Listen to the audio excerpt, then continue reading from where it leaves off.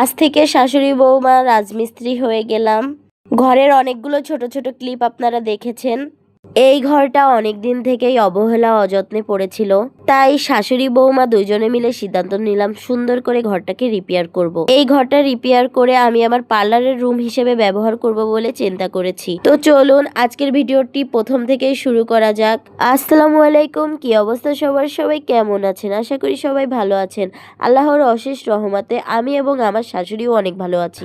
আপনারা যারা নিয়মিত আমাদের ভিডিও দেখেন তারা সবাই তো আমাকে চিনেন, আর কাজ করতেছে যে ক্যামেরার সামনে আছে সে আমার শাশুড়ি আম্মা। 7 জন্মের ভাগ্য করলে এমন একটা শাশুড়ি পাওয়া যায়। আর আমরা হচ্ছে এক কথায় মানিক জোড়, যা করি যেখানেই যাই না কেন সব একসাথে। দুজন আর দুজনকে ছাড়া চলেই না। আমি বাবার বাড়ি যেয়েও থাকতে পারি না, আমার অনেক মন খারাপ লাগে। তো যাই হোক, আম্মু প্রথমে ঘরটা পরিষ্কার করে নিয়েছে। এই ঘরটা অনেক দিন থেকেই অবহেলা অযত্নে পড়েছিল। ঘরের ফ্লোরটা একেবারেই ড্যাম হয়ে গেছে, দেওয়ালের রং উঠে গিয়েছে, প্লাস্টারটাও নষ্ট হয়ে গিয়েছে। এক কথায় বলতে গেলে ঘরটা একেবারে ব্যবহারের অনুপযোগী হয়ে পড়েছে। ধীরে ধীরে আমরা ঘরটাকে রিপেয়ার করার চেষ্টা করব। আজকে আমরা ঘরের ফ্লোরটা রিপেয়ার করব।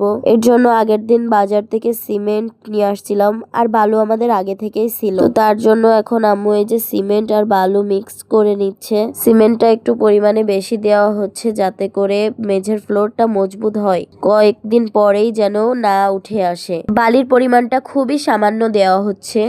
এখন আমার শাশুড়ি আম্মা এগুলোকে সুন্দর করে মিশাই নিচ্ছে, বালি এবং মাটি।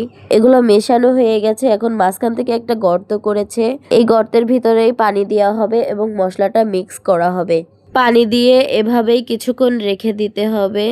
রাস্তা দিয়ে যাওয়ার সময় ছোটবেলায় যখন দেখতাম মিস্ত্রিরা এরকম বালু মাখাচ্ছে, আমি দাঁড়িয়ে দাঁড়িয়ে দেখতাম, আমার খুব ভালো লাগতো এই কাজটা।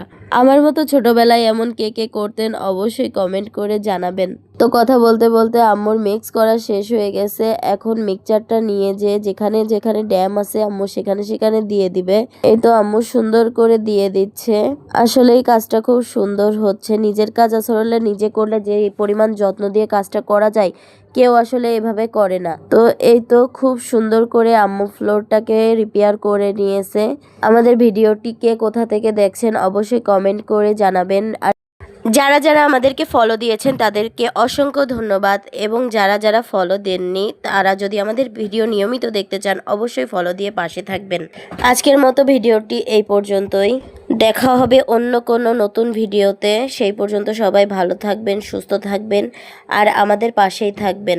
সবাইকে অসংখ্য ধন্যবাদ। আসসালামু আলাইকুম।